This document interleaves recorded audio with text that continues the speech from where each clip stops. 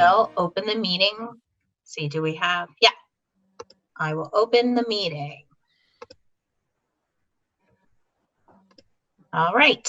Good evening and welcome to the June 9th Grafton School Committee meeting. Pursuant to Governor Baker's March 12th, 2020 order suspending certain provisions of the Open Meeting Law, GLC 30A 18, and the Governor's March 15th, 2020 order imposing strict limitations on the number of people that may gather in one place, this meeting of the Grafton School Committee is being conducted via remote participation. No in-person attendance of members of the public will be permitted, but every effort will be made to ensure that the public can adequately access the proceedings as provided for in the order. A reminder that persons who would like to listen to this meeting while in progress may do so by visiting the Zoom link found on the Grafton School website or on the Town of Grafton. We will be suspending open comment, but please feel free to reach out to any member via our town email and we'll be happy to answer your questions. We'll need to take attendance and announce all the committee members and school officials on the call. We will have a roll call vote for all calls. All votes. So I'll start. Laura Often here. Jen Conley. Jennifer Connolly here. Amy Marr. Amy Marr here. Heather Riley. Heather Riley here. Jay Cummings. Jay Cummings here. Dan Gale. Dan Gale here. Tracy Kalo. Tracy Kalo here. Tyler Conca. Tyler Conca here. James Dewar. James Dewar here. Kristen Gasper. Kristen Gasper here. All right, and we will be having some other people join as well. I know we're expecting Stephen Wilshire, and I'm sure Melissa Maison will be here. And just for the public, we do have Grafton Cable here as well. Does somebody have something to say? Okay. So I have a couple agenda updates, if it's okay. We'd like to recognize Tyler Conca. Tonight's his last meeting. Actually, 2 weeks ago was his last meeting, but we were having some technical difficulties. And we also have a school committee resolution that we need to add to the agenda, and we can talk about that a little bit later. I also would like to give a quick chairperson report. So normally during this last week of school, I would take the time to thank our teachers, our admin, our paraprofessionals, custodians, secretaries, and staff for all their work and wish them a happy summer. And this year I still will say thank you, but it seems like thank you isn't enough. So these past few months, you've been asked to do the impossible and you've all stepped up. You've shown what it's like to lead. You've shown what it's like to learn new things, and you've connected with our students in a way you may not have expected, but in a way that still reached them. I'd also like to say a special thank you to our families for stepping up at home in a way that they certainly did not expect. We know it takes a community to run a successful school, and we say thank you. And to our students, we know this year didn't end the way you expected. You too had to learn new technology, new schedules, new rules, and attend a very different school. And you still found ways to connect and learn and grow. We don't know yet what school will look like in the fall, but what we do know is that our school-wide community will work together to make it the best possible school experience for our children. So I just want to say thank you, and I hope everyone's able to have a happy and healthy and safe summer. So thank you for indulging me on that. So our first thing we'd like to do tonight is talk about one of our student reps who has just graduated from Grafton High School, Tyler Conca.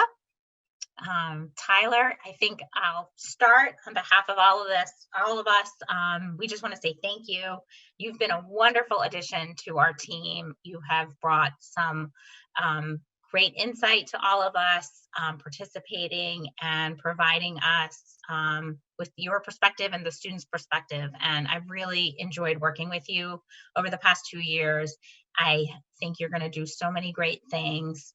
I expect to get to vote for you one day, and I'd be happy to work on your campaign. So I thank you so much, and we will definitely miss you. Thank you. Would anybody else like to speak? I would. Tyler, you and I don't know each other very well, but you've been so awesome to work with for the past year. And I really appreciated the note you sent to thank us for the gift that we gave you. And I wasn't expecting it at all. The only other person on this call that's ever sent me a handwritten note is Dr. Cummings. So clearly you've learned from a great example. And I'm just so impressed with you. And I would also be honored to work on your campaign, whatever Thank you you. decide to run for. Just make sure it's not in Virginia. That's a little too far. Come back soon. Yeah, I just want to say thank you for being a representative. I know it takes a lot of your time every Tuesday or every other Tuesday. It's not easy to make that commitment during the school year. So I appreciate it. And you always had great things to say and tell us what's going on in the high school and just have a straight perspective. So good luck at Richmond. Thank you. And we hope you stay in touch. I just want to also echo that. Tyler, you've been a fantastic student rep. I've known you for quite a few years now, and you still hold the honor, I suppose, of being the only kid in almost 30 years in education that's driven me to the point of telling you to shut up in front of other kids. You really, that moment aside, and you pushing it with me, that aside, you're an absolutely wonderful person. You're definitely wise beyond your years, and you're going to be greatly missed. And I, too, look forward to seeing the great things that you're going to do at Richmond and beyond. Thank you. I couldn't have added. There's no other way. I'd rather spend my every other Tuesday night. So, but it's truly been an honor to be able to serve on the committee and really see the insides of what we do on the school committee, the budget. I mean, nothing better than that. I can't. Most fun thing I've had to experience, but really, it's been a pleasure to be able to be with you guys and learn more about it and be able to help in whatever way I could. So, thank you to all of you. Oh, thank you. Anybody else have anything they want to say to Tyler? Heather? Sorry, I was having really bad connectivity issues, but Tyler, I feel like I've never not known you. Just because, fun fact, your dad was my substitute teacher when I was like in 5th or 6th grade. And he was a really popular one. He was great. Your dad is great. Your mom is fantastic. And you are definitely no slouch yourself. And it's been such a pleasure to work with you. And I can't wait to see what you are going to bring to the world. Thank you.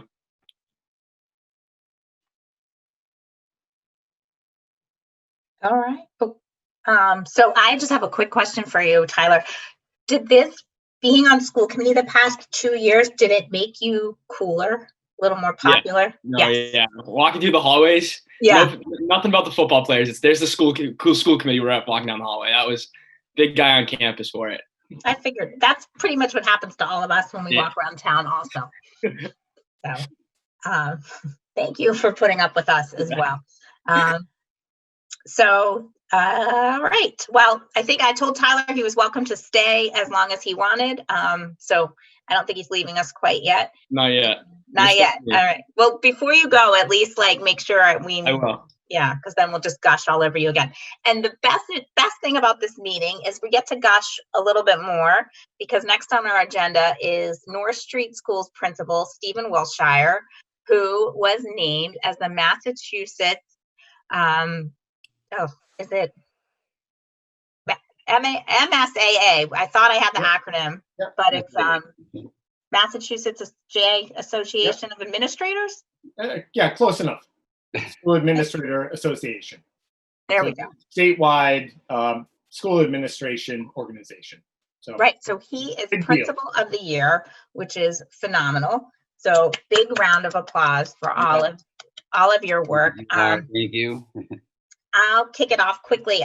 Because I think I'm the only one. Yeah, I'm the only one on the committee who's actually experienced Mr. Wilshire as a principal. My youngest and Steve started at North Street at the same time. My youngest is now moving on to middle school, so we got to kind of experience and see the growth that Steve has as himself and at the school. He is a remarkable principal. He takes the time to get to know every student.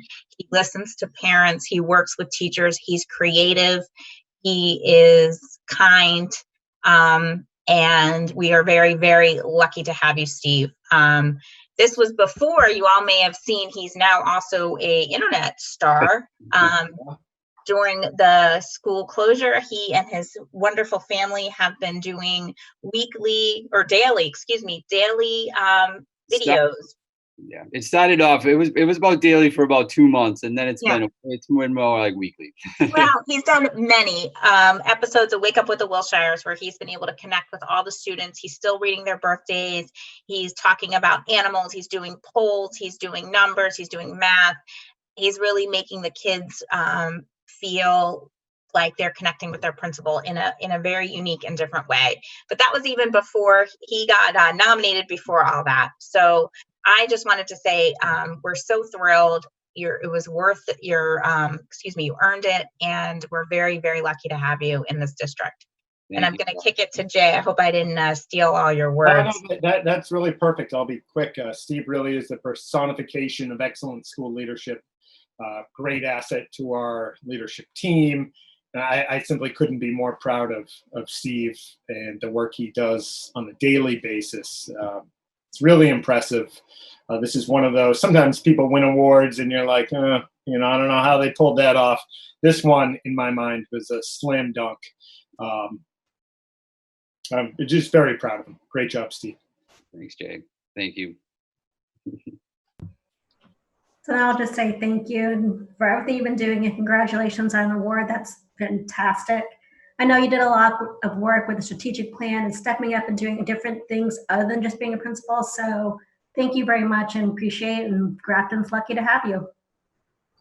Happy to do it. And my kids, I was going to say, my kids are going around saying that it was them that actually helped me get the award. Just so you know, Wake Up with the Wilshires was like just the notch higher that I needed. So I can thank them. I think I had it on good authority too, that you were also telling your kids while you were helping them with their schoolwork that they were having like the principal of the year helping them out. So that's it. They were having struggles, and I said, well, you do have the principal of the year that lives with you. So how lucky can you be? I mean, if you're gonna ever They appreciate it. Yeah, if you're ever stuck at home and you can't go to school, well, hey. What more do you want? What more do you want, right? You might want less. I have to admit, I've been trying to take credit too. We had Mary Coakley was awarded earlier in the year, the assistant principal of the year. And now with this, I have brought up the fact that a common denominator does seem to be your very handsome superintendent. But nobody's been buying it. No, I put it in your review. I mean, not the handsome part, but the principal of the year. I snuck that in there. Okay. But back to Steve. We'll talk about your successes in a little bit on the agenda, Jay. So Steve, did you have anything you wanted to share with us?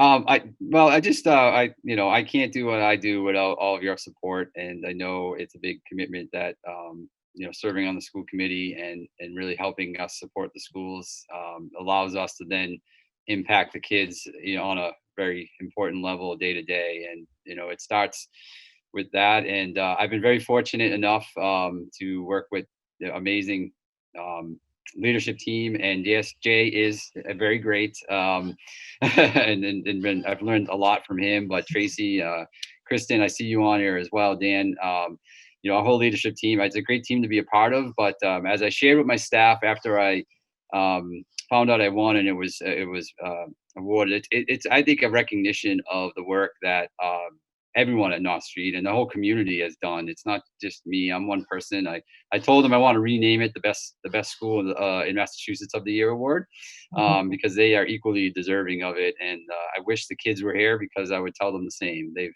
really step up every day. And I think during this closure, you really saw that as a team, like how Grafton's come together as a community to help each other. And I can tell you, I'm in collaborative groups, and that's not been the case everywhere. And it really is special here in Grafton, what we're doing for the kids during this, and what we do every day. But it's just who we are, and it's the culture that we have here. So I'm happy to accept it, and can't wait to share with the rest of the state. I had a meeting today with other administrators from around the state, and then they were sharing some stuff, asking questions and whatnot. So I'm going to get a chance to spread the message about how awesome Grafton is and the amazing things that we're doing here. And we'll even get a chance to talk to the other national principals at some point, hopefully, and from the other states. And so I'm honored to do it. I've been left speechless. It's just great, but it really is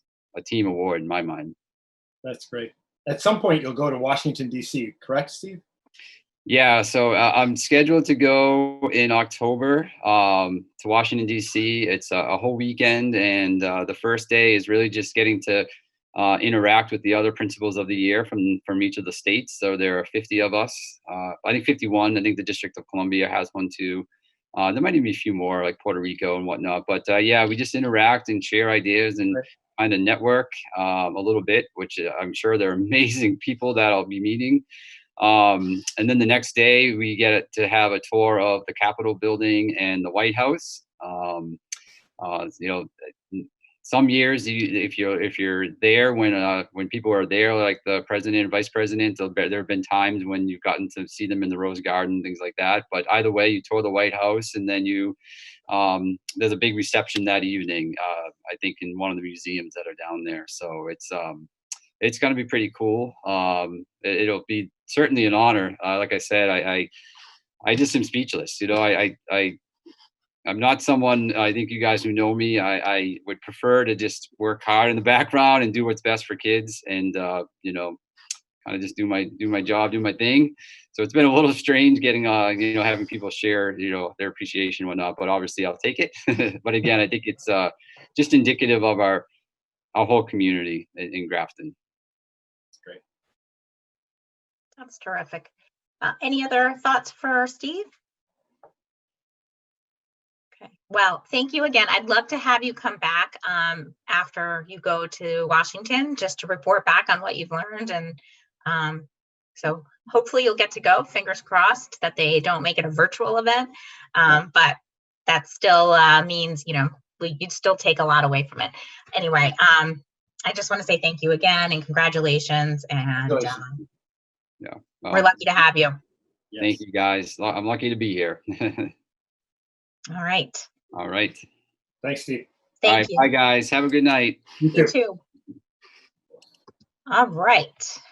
So nice. I love these pleasant meetings. Okay.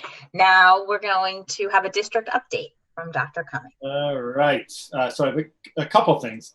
Last week, the state's guidance regarding summer school, really extended school year, was released. We are in Grafton going to be focusing on offering a predominantly remote ESY program this summer. And we're going to leave the door open, that possibility for providing some direct service in an in-person manner during the course of the summer. We'll most likely target speech and language services for this first and see how that goes, and then potentially expand. I want to thank Lisa Rice, Bob Wall, and Nicole McDonald. They've done great work in preparing for a host of different scenarios. We obviously, it was as if we had to plan for 3 different ESY programs, and planning for one is really hard. So Lisa in particular did a ton of work on this. This week, DESE put out some guidance regarding the purchase of PPE supplies for the fall. We began ordering supplies weeks ago. This purchase included general supplies and a ridiculous amount of hand sanitizer, additional cleaning supplies, facial masks, and also supplies for our nursing staff that included the face shields, gowns, thermal scanners, etc. In that PPE memo that the state put out, I think it was a 2-page memo, there was information regarding regulations for the fall. The media ran with those regulations. But I want to be clear that the real full DESE guidance on the fall opening won't be released until June 15th. Superintendents have a meeting with the commissioner on Friday afternoon. I'm guessing that he's going to give us some insight into what that guidance is going to look like to give us a little bit of a head start on it. But right now, they said mid-June, but all reports are it will be June 15th. I expect that this guidance is going to be much, much more prescriptive than what we've seen in the past. If you go back to March, there were a couple of weeks that we were every district was kind of on its own and kind of winging it. And to a large degree, that's what all districts have done for all of remote learning. Done the best they can. They worked with each other, and I mean, it's not radically different, but you're going to see differences town to town. Going forward, I believe that very little is going to be actually left up to local districts to decide. Rather, it's going to be a matter of implementing the directives from the state. I've heard the number being about 90% will be dictated to us, with 10% being up to the district, if you will, and pertaining to their whatever their scenario or scenarios may be. So it's going to be very, very different going forward. Tracy in a minute is going to be talking about remote learning. I expect the same to hold true for remote learning. If we do have to implement it for any length of time in the coming year, the state, I expect, is going to be much, much more directive than they have with this first iteration of remote learning. So before we jump into the remote learning piece that Tracy will speak to, is there anything on those topics or anything else kind of big picture that anybody wants to ask about? Laura? I was wondering if there would be any type of reopening committee once you hear from the state. Yeah, there probably will. Yes, we'll put something together.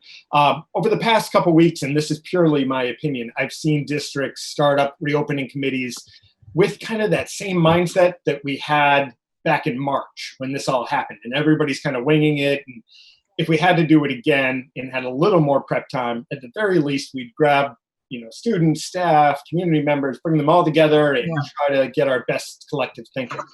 Going forward, I just want to be clear that we great with doing that, but we've held off on doing that to wait until we have that direction from the state. I mean, I want to know what that 90% is that we have to do, and then have discussions about the 10% that's up to us, whatever that looks like, and any specifics tied to Grafton in particular, and probably most importantly, like how we're going to communicate that all out. Getting input from parents, from students, from whatever, whomever, all the different stakeholders, that would be really valuable.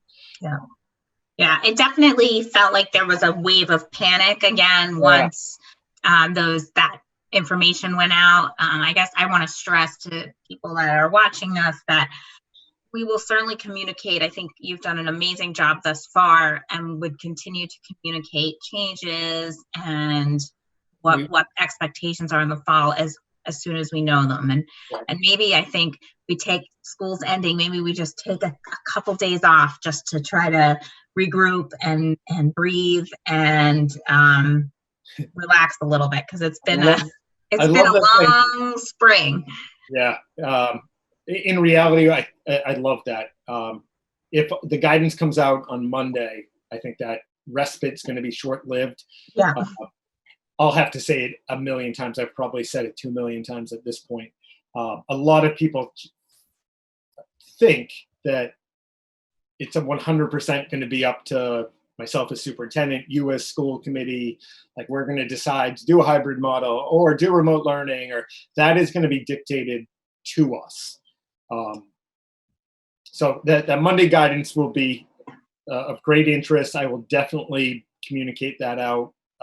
And we'll see an uptick in communication as kind of plans come together for the fall. Okay. Any other questions for Jay? All right, Tracy. Great. I'm going to, may I share my screen? Of course. It's saying that it's disabled. Oh, for Pete's sakes. Oh no, I really set this up. Oh, here we go. That's easy. Okay. Okay. Try now. Did it. Thank you. Oh, one of these meetings, I'm going to get every technical thing right. That's a lot to remember. So I just wanted, I'm going to speak to a couple of things. I just wanted to kind of do a quick review of PD to date. The last time we were together, I did speak to Neil and Cindy rolling out some trainings on Google Classroom per the request of the K through 6 teachers.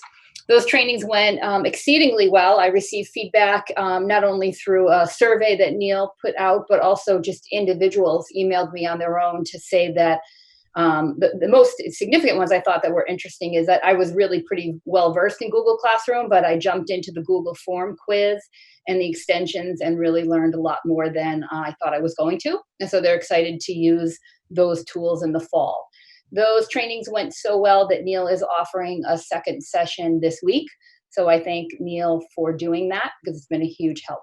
In addition to that, I am starting to think about summer PD, and I have a couple of choices that I put out on 2 different social media networks to see what my colleagues and friends would think about doing either a Twitter book talk or a Schoology classroom type learning experience. And it seems to be that I'm going to lean towards doing a Twitter book talk on culturally responsive teaching in the brain.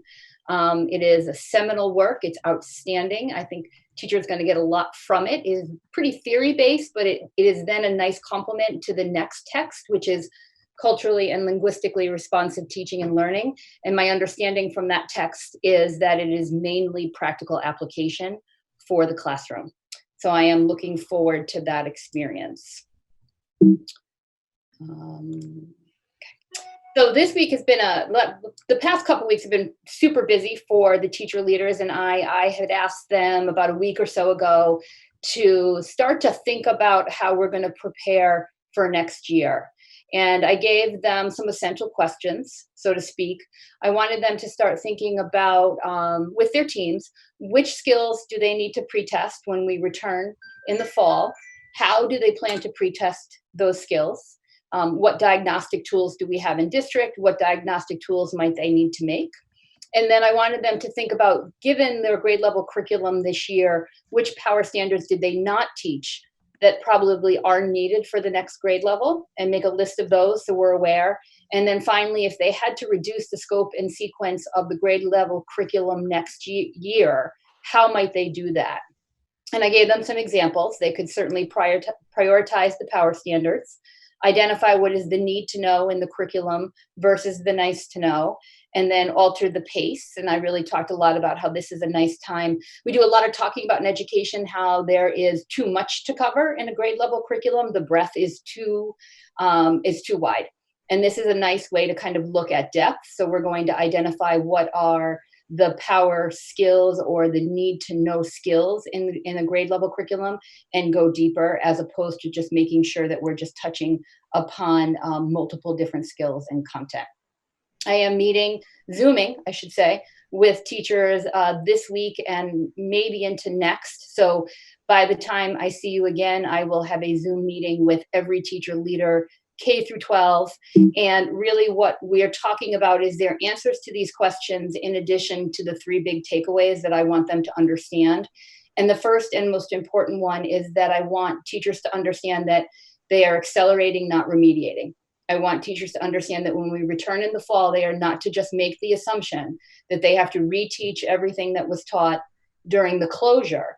Instead, we're going to make sure we're doing pre-testing to identify what needs to be retaught, reteaching that, and then moving on. So our goal is to accelerate, remediate only when a pretest tells us we need to, and we are not going to change end of year benchmarks. We are not going to change reading levels. We're not going to change expectations around writing skills. We are going to pretest, we're going to move forward, and we're going to make sure that we're teaching to depth when it comes to those skills. In addition to that, I do have some information to share in regard to the most recent parent survey. The June results, I took a look at them late yesterday. I had 477 responses late yesterday. And so I've captured their feelings and thoughts for us tonight. I was very excited to see that, according to parents, 78% of kids engaged in remote learning experiences. In general, I had some interesting results to whether or not the children felt remote learning lessons were engaging.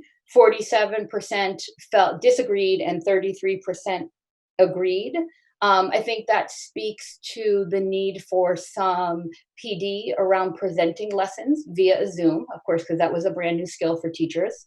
And I think it also speaks to one of the commonalities I saw across the commentary of 477 people was that they wanted teachers, if we were going to return to remote learning, not via a platform that the state provides.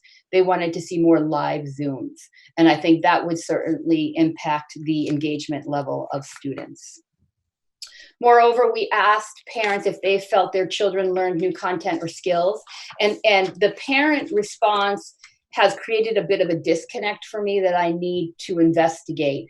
Parents felt, 45% of them felt that students did not learn new content or skills, but my conversation with teacher leaders suggests otherwise.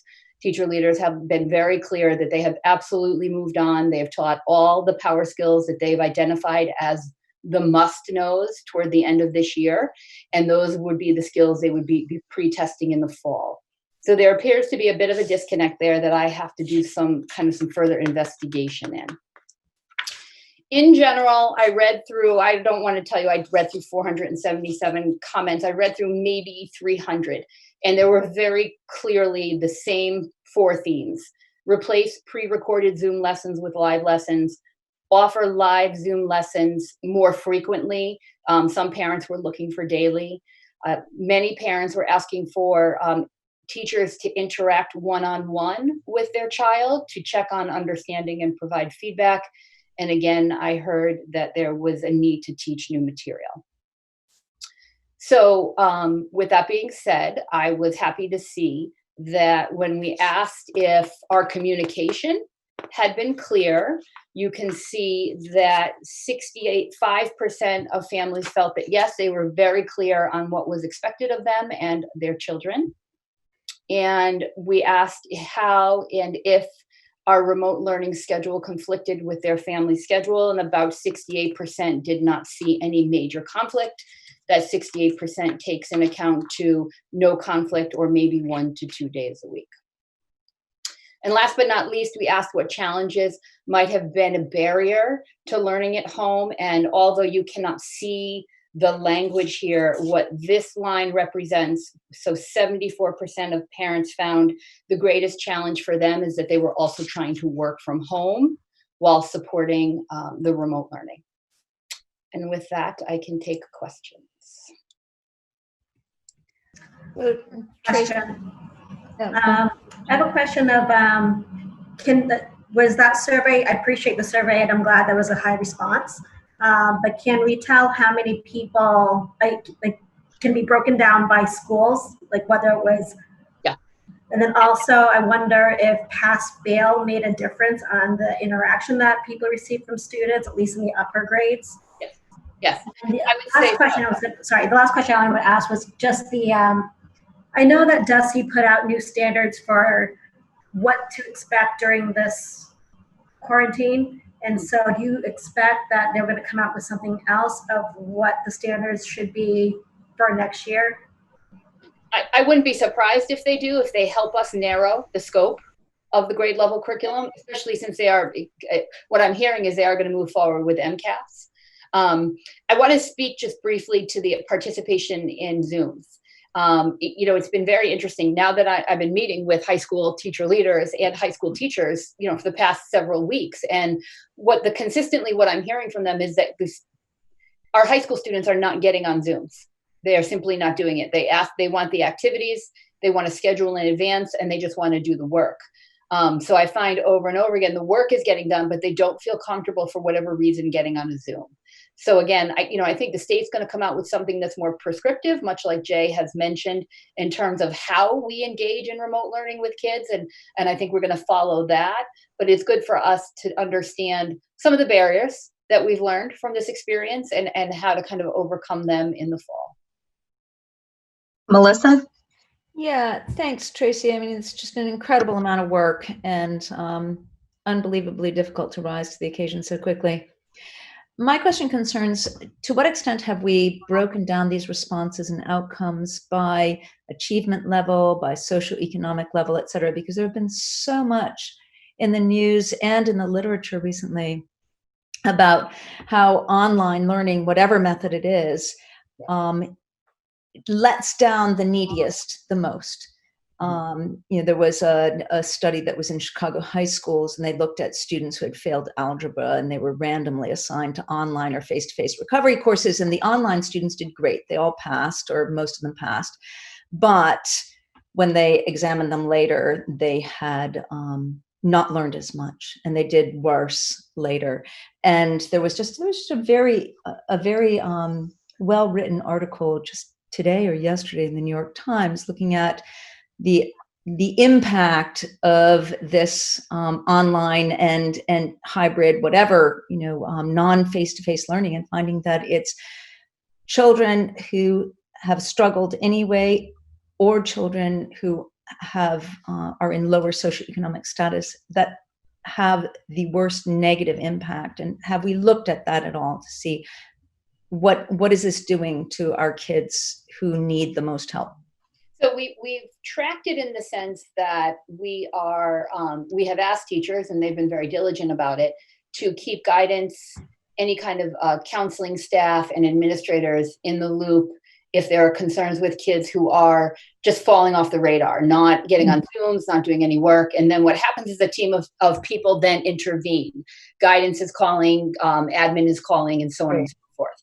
I think, though, in the fall, I actually just did a webinar on this today, on looking at how do we support the whole child systemically after the COVID closure, and how we have to then make sure we have metrics in place to take a look at how are they doing socially and emotionally, and what support are they going to need to get ready for the new school year, engage in the school year, and be able to progress in a way so that they are learning what they need to learn. I can tell you that the elementary teachers are already thinking that. I had 2 Zoom meetings with elementary teacher leaders, and they've been talking at length about how they really feel like typically the first 6 weeks of school is about social skills. It's our responsive classroom curriculum. And they're talking about how, this year more than ever, that 6 weeks is going to be needed. And they're worried about using that 6 weeks because they need time for content and skills. And I said, absolutely not. You are to take all the time you need to do the foundational piece around social emotional and the ability to be ready to learn, and stay with your responsive classroom curriculum as long as you need to. And then we will look at the grade level curriculum in terms of priorities of skills.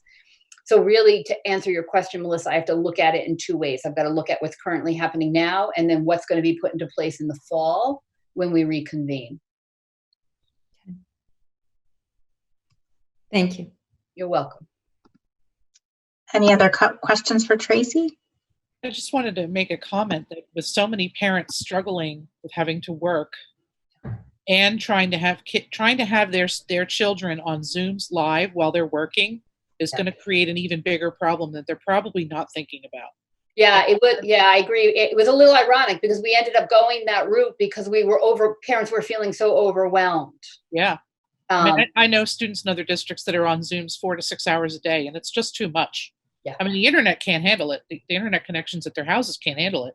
Yeah. So you got to have enough devices. You've got to have a robust internet connection, and you've got to have a kid that's going to be independent enough that they're not going to need you on that Zoom for hours at a time. And that's not good for the kids either, to sit in front of a computer for hours. Yeah. And it's beyond just the computer or the internet access. There's been so much looked at how taxing it is for the human brain to Zoom, because we don't have the body language, we don't have the normal ability to even interpret each other that we might. And I'd have to tell you, obviously my students have already been through college. They're professional students. They're very mature.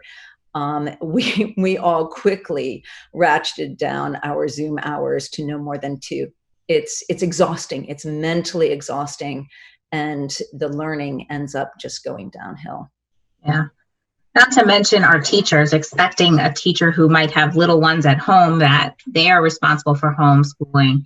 I'd be curious, actually, did this go out to students who could take the survey? I'd be interested to hear what their response is. They might have a very different response that, yes, they did learn new things. Parents might just hear the complaints from the kids. You know, just hearing different things like, oh, we haven't learned anything. And the parents take that and be like, oh, my son hasn't learned anything, but really he's learned a myriad of things. So it'd be nice if maybe I'm sure it's hard to get them this last week of school, but I'd love to hear from some students on what they went. I know we've heard from James and Tyler this time, and they both had good experiences, I think, as high school students. I mean, if I can throw one response out there, I was just talking to my daughter today. She's a sophomore, and I said, well, you know, did you learn anything? And she goes, yeah, I learned stuff, but I don't think I'm going to remember it in the fall. Yeah. So that speaks directly to the pre-testing that you're talking about doing, which I think is very smart. I mean, of course, with high school students in some of those subject areas, they're jumping. So they're going from environmental science to, I don't know what she's taking, chemistry or anatomy. So she just yelled chem from the kitchen. So that's a challenge, but I don't want to say environmental science doesn't matter, because it does matter, but I'm not as worried about that as I am in, say, a sequence like algebra. Yeah. So what would happen in a situation like science? Jason, Cody, and I spoke about this at length, as did Beth Parker and I at the middle school. You know, you're really going to pre-test skills, not so much content. So every science class, whether it's bio or physics, they need to know how to write, claim, evidence, and reasoning. They need to have that structure. That's what they're going to pre-test, to make sure that kids can do that and then apply it to whatever course they're in. So Jason and I talked at length. He said, the only class I'm worried about is bio, and I absolutely know how to pre-test it, so I'm not worried at all. Same thing would happen in social studies. I would tell the social studies teachers, you're not going to really pre-test content. You're going to pre-test the skill of a DBQ. Can you read critically? Can you pull evidence? Can you write? So really, when we're talking about pre-testing, we're talking about the major skills that are the foundational skills to achieve in that content area. Well, so that's a great way of putting it. And I think maybe a lot of parents and students themselves probably don't realize that. Yeah. So that could be why they're feeling maybe yes, it wasn't that worthwhile. So I'll be really curious to see how those pre-tests go in the fall. I think that's great. Yes. Yep. I don't know what a DBQ is, but I should. It's fine. It's Database. reading analysis. Database question. What is it? Database question. You Oh. get a picture, or you get a maybe a paragraph from some historical whatever, or you get a piece of an experiment, and then you're asked to write about or derive something from that data. So you don't have to know the content, but you have to be able to analyze it and put it into perspective. Okay, great. Thank you. Tracy, I was really pleased to hear about the social emotional piece of all this. It's definitely one of my concerns. We don't know what kids went through now. We really don't know what the impact on them is going to be. We don't know what they faced at home. Some may have lost family members. Parents may have lost jobs. Even without all that, they've been kind of retaught how to behave. And I can see it now as we're trying to rephase the world, that some kids are really having trouble knowing what's right and what's not, what they can do, and have forgotten almost. And I think it's going to be so important in the fall to have those children reconnect and kind of unpack everything. Yeah. And we just don't, everybody's going to come in with different, I don't want to use the word trauma because I think that's, but like different traumas that we need to now kind of go through, and staff and teachers too. I mean, it's been a lot for everybody. Yes. I think that our 2-year initiative on SEL has really helped teachers understand that the priority is to build that foundation first in terms of social emotional support, and make sure that everybody's in a place where they can and are ready to learn, and then to really worry about the skills in the curriculum, because without the foundation of the social emotional, they're not going to learn. And Right. and I know teachers are aware of that, and they just like me to be they like to hear me say, it's okay, take care of the responsive classroom piece first, get them in a place where they can learn, and then we'll move forward. I do think that it's worth remembering, and I know you do, that all the online learning that happened way before COVID-19, all the things that were successful and have continued to be successful at MIT, the big MOOC courses, have shown over and over and over again that they fail needy students, and that students who already excel academically do very well. Mhm. And so there's just that enormous divide of the kids who really need a classroom, need it even more, and the kids who never really needed a classroom because they're soaring do fine. And I think that's, my guess is that's going to play out in all these pre-tests, and you'll find that kids who are needy are more needy, and we'll really have to pay attention to them. I have one more question too, Tracy. And for our kids with special needs, what are we going to do? I'm sure we'll be doing some evaluations as well, but if anyone has regressed, or what will we do for them? So I don't know how to actually answer that question speaking to in terms of IEP goals. I can answer it in terms of when we have inclusion in the classroom, Mhm. then a teacher would be working with the co-teacher to pre-test, identify any gaps, remediate the gaps. I think you're going to see a lot more I think you already see in the elementary level, but you're going to see it even more in the upper grade levels. There's a lot more work around teaching in small groups, teaching in stations, to kind of make sure that we're looking at any kind of divide in the classroom, that we're catching kids up and we're moving kids on. So I think you're probably going to see that model come to fruition across the board in a way you may not have seen it before. Thank you. Heather? When you're talking about the pre-testing, particularly around skill sets, is there attention paid also to things like organizational skills and executive functioning skills? So we don't have pre-tests for those, but that is certainly something that teachers surface pretty quickly as a need and should be teaching within the context of their instruction.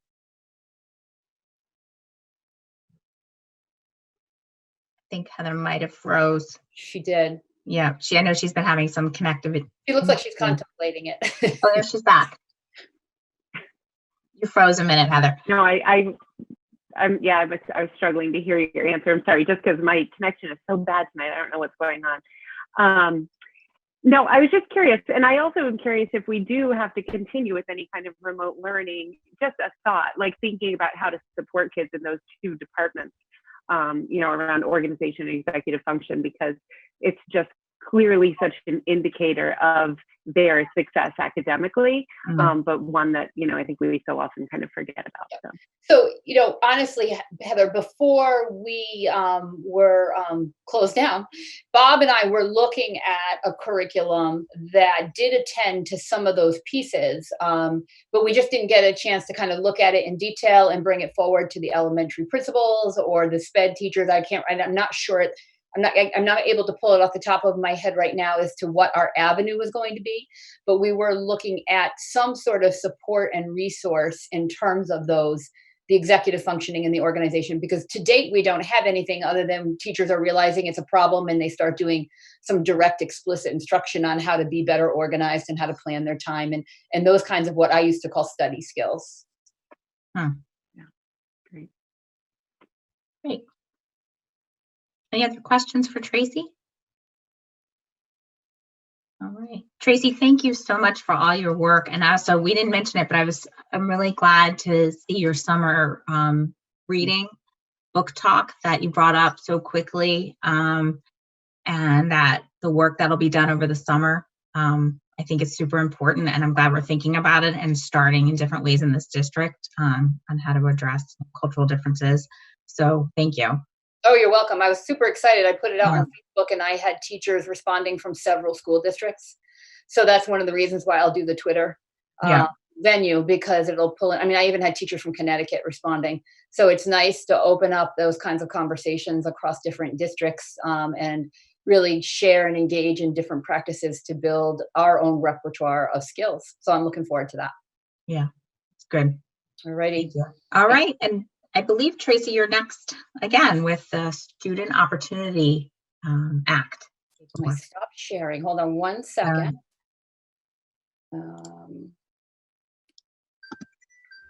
So yes. So as you all recall, the state has offered monies to some school districts to improve or close the achievement gap for students with disabilities and coming from low income backgrounds. Interestingly, Grafton is not receiving any of those funds, but we were still required to put together a 3-year plan to explain how we would close those achievement gaps. Jay asked me to tackle that, and it was my pleasure to do so. So I'm just highlighted a few pieces. It's a long doc. Just wanted to make you aware of a couple of things. So the first thing I had to speak to, really the most important thing I had to speak to, is what evidence-based programs are we going to use in Grafton to close gaps for kids? And so I first highlighted our early literacy programming for early elementary. 2 years ago now, we decided that how we were benchmarking kids in reading was not providing the information we wanted.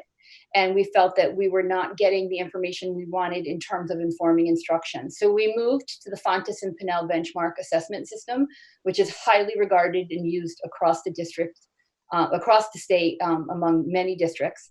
And we are using that in K through 6 to benchmark and progress monitor in South Grafton, North Grafton, Millbury Street, and North Street. And that has been going exceedingly well. The teachers received a fair amount of PD, courtesy of Lisa Rice and her expertise at the beginning of, really at the onset of purchasing the assessment system, and then throughout all of last year as we were using it to benchmark and inform instruction. In addition to that, I wanted to highlight the outstanding work that Bob and Nicole have done this year in doing a review of the our co-teaching program.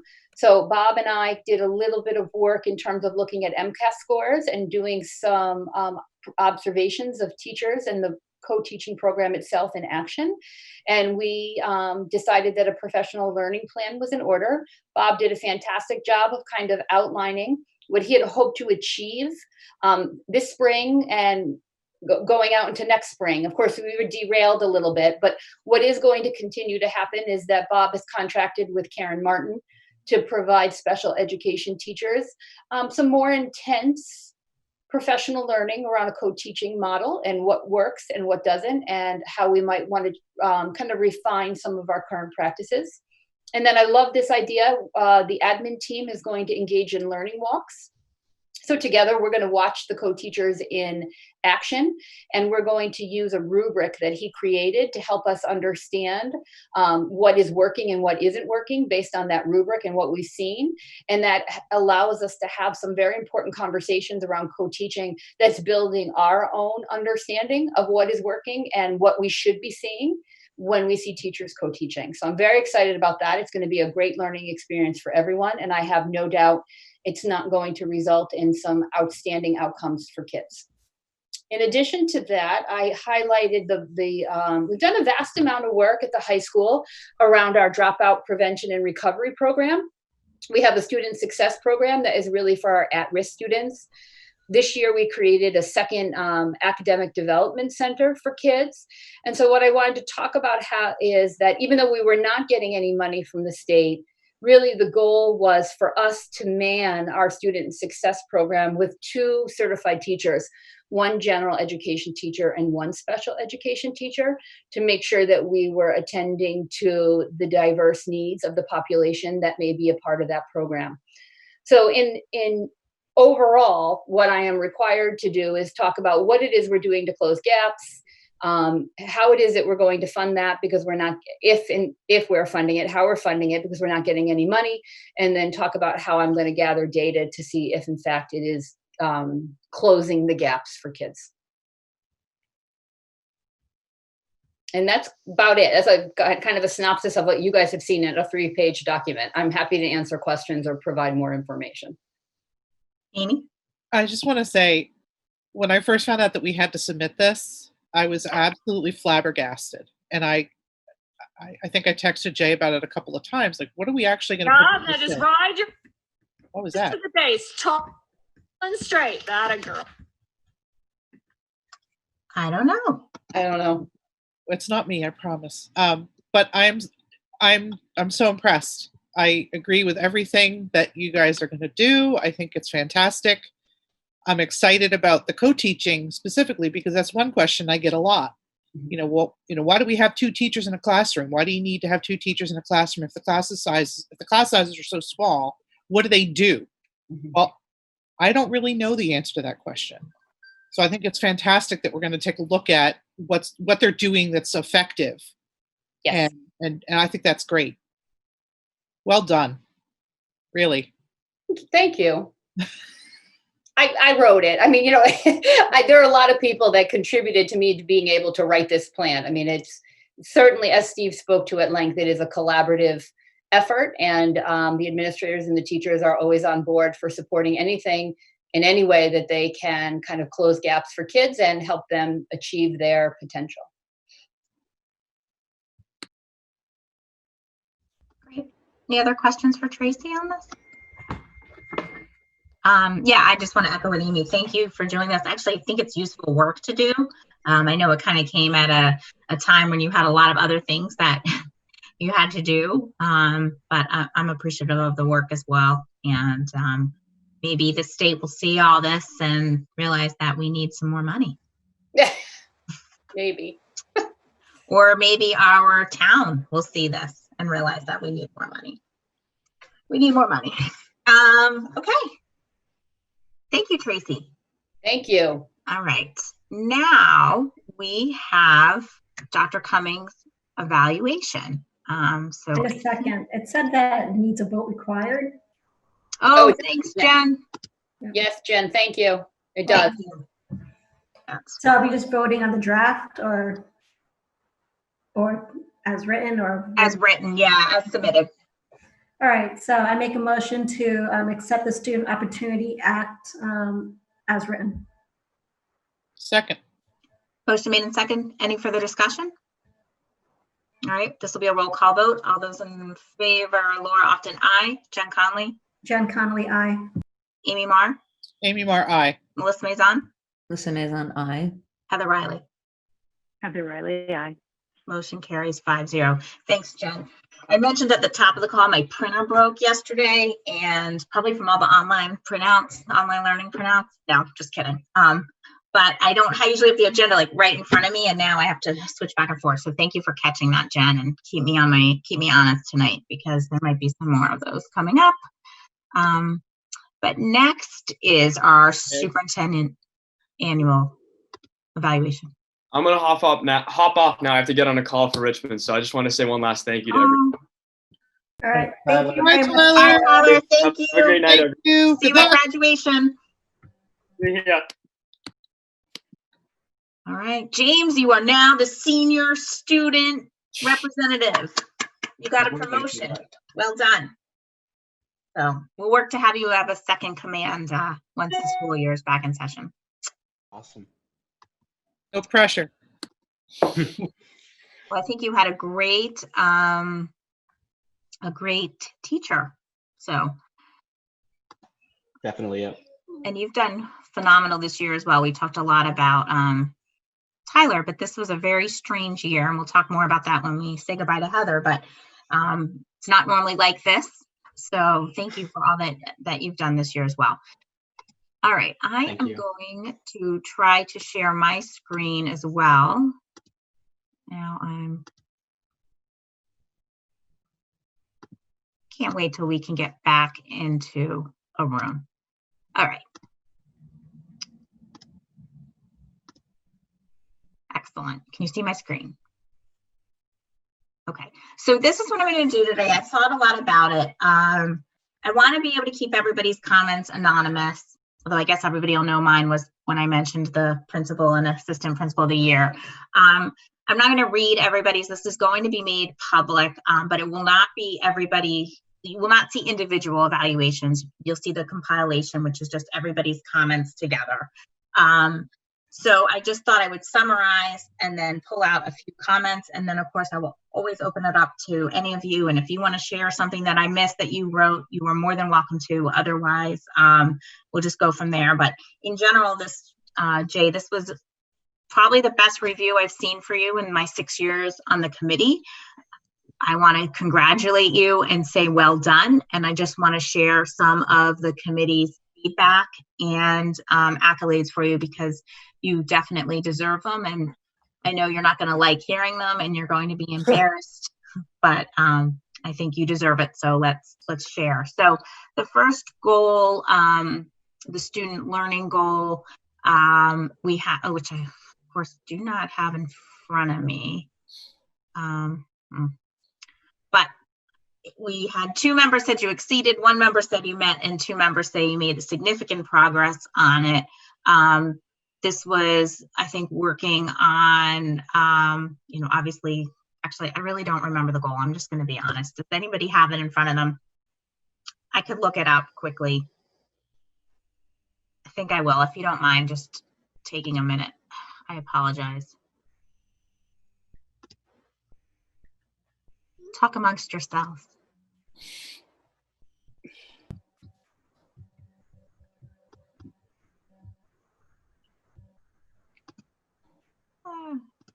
Jay, you don't remember offhand? No, I'm just kidding.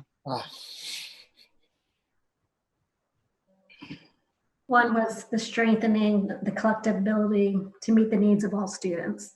Thank you, Jennifer. You are getting the gold star tonight. I appreciate it. Well, it's written in the summary. Oh, it is? It's there? Oh. Well, it was, yeah, it's in there. And I forgot you could all see me searching on my screen too. Whew, let me start again. All right. Okay. So I think sums it up well. Jay was making significant progress on his student learning goals when the school year was shortened. His time and focus were then needed elsewhere. So Jay was unable to work on his goal to assess equity in the Grafton Public Schools. And I look forward to seeing the progress of this goal next year. And then although the district was unable to pilot the senior internship program, the groundwork was set so it could all be implemented in 2021. Okay, no, sorry, it was the second to last. So yeah, this year the district strengthened. I remember that was one of his goals. That was the number 2. All right. So I think there were 2 actually student goals. That's okay. We can post that. And really I want to get to the meat of it anyway, besides the goals. I think with the equity goal will be a good one for next year, especially based on what we've learned during COVID and seeing how kids are going to come back a lot with what Melissa was speaking about a little bit earlier. The next goal was about, I think, better communication about our budget. 4 members said you exceeded that, and 1 member said you met that goal. Jay undoubtedly goes above and beyond in this area. He is generally engaged in the community on a number of levels. His tireless communication with the school committee, GPS staff, and parent groups throughout the budget discussion should be commended, and his open communication style builds an environment of transparency, confidence, and trust. Every single morning without exception, Jay is greeting students while managing traffic at GMS and GHS, a practice that demonstrates his commitment to being visible and accessible to students by building relationships with them daily. His response to concern is swift, reasonable, and truthful, and he manages people respectfully and authentically. I think that's very well said.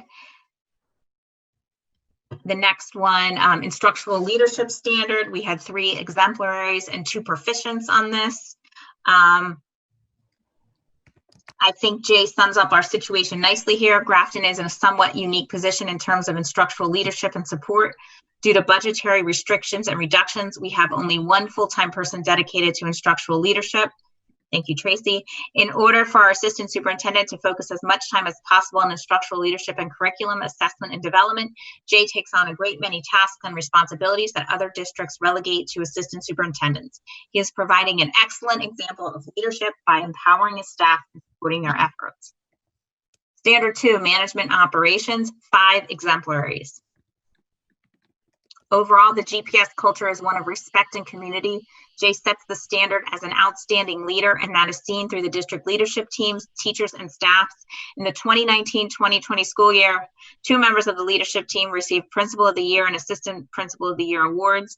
Jay continues to evaluate issues in the district and make moves to improve them. For instance, he completed a traffic study and revised the drop-off and pickup procedures at the middle and high schools. He went a step further by standing outside each morning and afternoon to help direct traffic. Knowing that we had a gap in counseling services and no budget to hire, Jay partnered with Shrewsbury Youth and Family Services to further help our students. As mentioned in the goals above, Jay does an outstanding job with the school budget. He is transparent, available for questions almost 24/7, and patient with revising the budget to meet stakeholders' needs. And finally, family and community engagement, 4 exemplaries, 1 proficient. Jay shines in this area, using his strong communication skills and willingness to connect with students and families to create an open and collaborative educational environment. His thoughtful and timely response to concerns assures people that their voices are heard, acknowledged, and taken into account. And finally, for professional culture, we had 4 exemplaries and 1 proficient. Jay continues to set a very high bar in the Grafton Public Schools when it comes to communication, continuous improvement, conflict resolution, and consensus building. The shared vision focused on student preparation for college and career readiness, civic and engagement, and community contributions is clear to all. And the strategic plan document is consistently a touch point. Jay is very visible to staff, yet he recognizes that more, perhaps informal visibility may be needed in certain buildings. Overall performance, he got 5 exemplaries. It would be hard to ask much more of Jay as a superintendent. He is dedicated wholly to the students of Grafton and to continuously improving the district as much as possible. He works tirelessly to prioritize student learning and well-being above all else. He is accessible to students, teachers, and parents, and is responsive to their needs and ideas. He has put together a team of positive and talented people that work collaboratively toward the betterment of our district, with student need at the heart of everything they do. With an incredibly challenging budget, Jay makes decisions that squeeze every possible penny into well thought out priorities. His careful consideration and decision making makes Grafton a leader in the bang for your buck arena. I only wish more resources could be directed towards his excellent leadership so we could see what happened when fully and properly funded. Overall, Jay Cummings is an exemplary leader, especially during these turbulent times. Starting the year facing a budget crisis that has only worsened due to COVID-19, he has faced an exceptionally challenging year head-on, continually fostering communication and inspiring the staff and teachers to push through all manner of challenges and difficulties. Mere words cannot express how incredibly fortunate the Grafton Public School District is to have him at the helm. Jay consistently demonstrates what it means to be a leader. He asks for feedback, continues to learn, asks for help, and has built a team of excellence. Grafton is facing one of the most challenging years in our district. Budget cuts, our 2021 school year facing the effects of COVID-19, multiple changes in our leadership team, and contract negotiations for all 5 units. As I don't know how to say this, as Publio Cirrus says, anyone can helm the ship when the sea is calm. There is no one else I'd rather have at the helm of our ship. I'm appreciative of the work that Jay and the entire GPS team does for our district, and we are lucky to have them. So I think those comments sum it up, but I will turn it over to the committee to share if they have anything else they'd like to say. I'd like to say, well, thank you, Jay. And the quote that someone mentioned about when the sea is calm, this was not a calm year. And I think, you know, of the years that I've been on school committee, you can see like everyone rose to the occasion, like the teachers, the administrative, yourself, like everyone. It was just great to see how it was all, how you just led the district.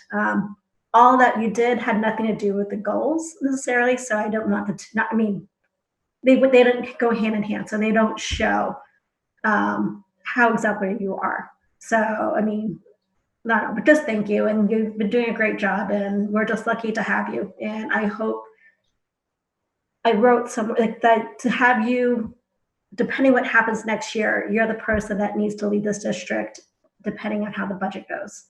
And I think you're just well equipped for it and you can handle it. Thanks, Jay. Amy? Hi. This is one of the hardest things I've ever had to do. I almost felt like the process was inherently unfair. Because as Jen said, in an easy year, you check the boxes off. Yep, did this. But there was so much you had to do above and beyond that no one could have predicted. And you've been a better leader for our town than the governor, the president, the governor of New York, like all of these leaders that I'm seeing in the media that are just messing it up. And there's Jay Cummings. And you're the one that people are looking at. You're the one that they're turning to. And you're the one giving them the answers. And even when the answer is, we don't know yet, you do it in a way that's reassuring and calming, and you don't jump to conclusions. And it's like, I've gotten so much feedback from people in the community that you're just awesome. And I mean, someone said to me, please don't make him leave. Don't screw up and make him leave. I'm not going to make you leave. I doubt I could, but we certainly don't want you to. We're so fortunate to have you here. And I look around at other districts and how they've had some missteps, they've made some mistakes. And I never doubted for a minute that our district was in the right hands from the very beginning. So I'm so appreciative of your calm demeanor, just your quiet leadership. You don't attract attention. You don't want attention. You don't want to be here listening to this. But it's so important that the community hear, are what we're saying. And we just appreciate you so much. So thank you. Thank you. Well, Jay, I think that everyone has said it very well, and you've done a great job, and it's very reassuring to have you leading everything. I think that Grafton's done had a great response to the problem. I only wish that you had a better budget to explore and extend your leadership. I appreciate it, everybody. Laura, can I Just say add one more? Sorry, can I jump in and say one thing? I feel like I'm a minute behind still because of my disconnectedness tonight. No, I just wanted to say that I think a huge part of what you do also, and this is the mark of a really great leader, is that you bring in people who are fantastic. Saying something really good. Create a whole system of people who are working so hard for one common goal. And I've gotten to know your team more this year, and I was already impressed, and now I am literally blown away by all of you guys. So that's great. Thank you very much, Heather. Jay? Now, all right.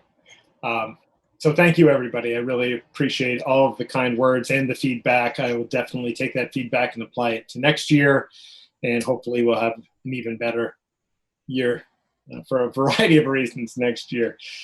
Everything that we've accomplished is definitely a product of that team approach that people talked about. There are very few things that we do well that are a reflection of my work alone, if anything. You as a school committee are certainly a huge part of my and our success. So thank you, and thank you to obviously our entire staff. Tracy, Kristen, and Dan in particular put up with me on a daily basis and play a huge role in anything that I do that looks positive. So I owe them a huge thank you as well. So I appreciate it greatly.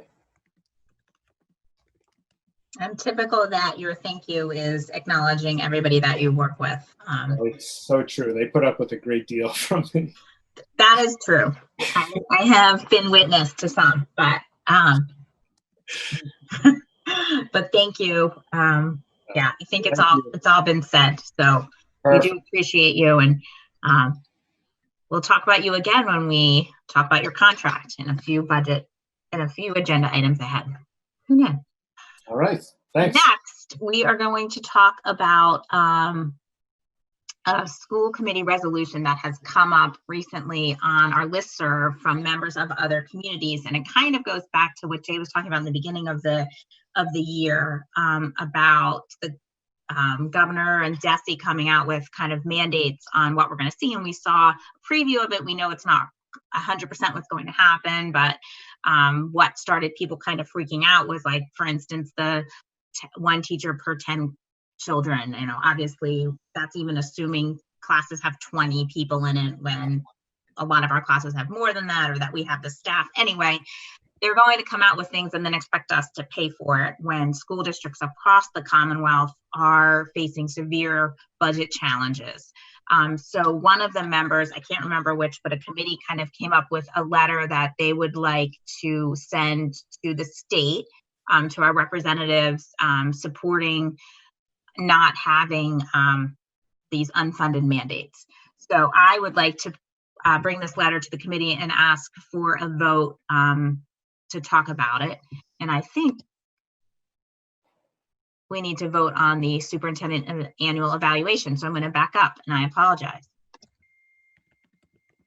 So before we talk about the resolution, I just need a motion to accept the evaluation as presented, please. Make a motion to accept the superintendent annual evaluation as presented. Second, Motion made and seconded. This will be a roll call vote. Laura Often, aye. Jen Conley, Jennifer Connolly, aye. Melissa Maison, Melissa Maison, aye. Amy Marr, Amy Barr, aye. Heather Riley. Debbie Riley, aye. Motion carries 5-0. Sorry about that. I really need my printout. I'll take a printer if somebody wants to drop one off. Okay, back to the resolution, and I do apologize. I knew this was going to happen. So the resolution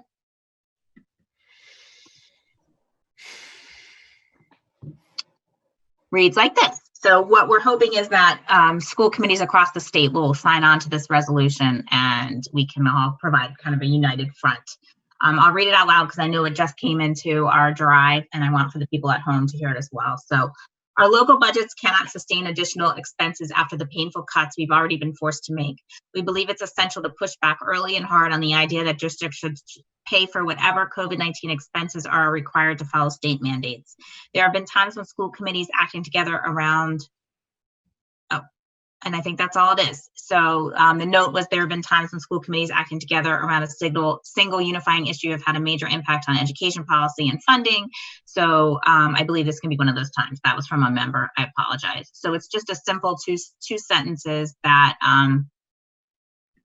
districts should not be responsible for paying all the COVID-19 expenses. Anybody have any questions on that?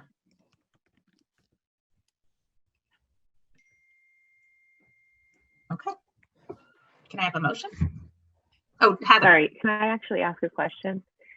My experience on this is very limited, and I'm just curious, does anyone know of any unintended consequences that a letter like this might cause? No, I think it's probably I think in some ways it might be a little knee-jerky based on what came out and then kind of the panic that came about it. But I don't think it's ever bad for us to push back on unfunded mandates and to advocate for more funding from the state or the federal government. I already reached out to Representative McGovern asking him for some help from the federal government. I know we're going to talk about budget again, but I definitely have concerns about what's going to happen with state funding. And in the past, when we've seen these crises, we've seen help from the federal government, and I don't have a lot of faith in this federal government to help us. So I think the more we can be outspoken and advocate, the better. And I don't think this is like a panic-inducing letter. It's just pretty much us saying, please don't give us unfunded mandates, so that's at least my take on it. I don't know if anybody disagrees. Amy. I don't disagree. I wanted to say that I think it's important for the community to see us pushing back. Yeah. That's one of the things that's come up through this whole budget crisis is, what are we doing to get more money from the state? There's not a whole lot we can do. We can ask, we can contact our representatives, but this is one of the ways we do that. And so I support signing off on this letter. Are we planning to send this also to our town officials? Because I noticed that was a carbon copy in the memo was to town officials. Are we doing that or not? I don't think we can. I mean, do you want to? I don't think so. I feel like we've just sent them I think we can pull back on that until needed. I'd rather get this up to the state level and we That's can kind of what I figured. Yeah, I'd rather just have some more discussions with them rather than back and forth letter writing if we can. Mm-hmm. I agree. All right. Any other questions? All right, I'll have a motion. I make a motion to accept the school committee resolution COVID-19 state funding letter as presented. Second. All right, motion made and seconded. This will be a roll. Any further discussion? Sorry. Any roll call vote? This is Laura. Aye. Jen? Jennifer Connolly, aye. Melissa? Melissa Maison, aye. Amy? Amy Marr, aye. Heather? Heather Riley, aye. Thank you. All right, motion carries 5-0. I'll take care of cleaning it up and sending it out. Okay. Okay. All right, future agenda schedule planning. So this is going to get a little tricky. Obviously, we have 2 new members coming on. So for June 30th, I believe we are going, depending on what happens on the 23rd, well, either way, we're going to have to discuss the budget. We will have a reorg meeting probably at like 6:45 perhaps. It shouldn't take too long. And then in the meantime, we'll set the agenda. But Amy, Jen, is there anything you want to see on that June 30th budget? I think it's going to really depend on what happens on the 23rd, I think. So we'll have a busy week. But I did reach out to the school committee members who are up for election and let them know that we would be having a June 30th meeting if they were to be elected, that we would like them to come and they can both come to that, assuming that they are voted in. And then we'll work on an agenda, but we'll plan on a reorg meeting and then we'll go from there. So Jay will continue to communicate. Yep. Okay. And then Amy, also we took off the calendar because the marathon got canceled, and I know that was your concern. So kind of Yes, thank you. Yep, I knew about that. Yeah, I figured you did, but I just wanted to say it. We didn't ignore it, but sometimes the issue takes care of itself. Great. Approval of minutes.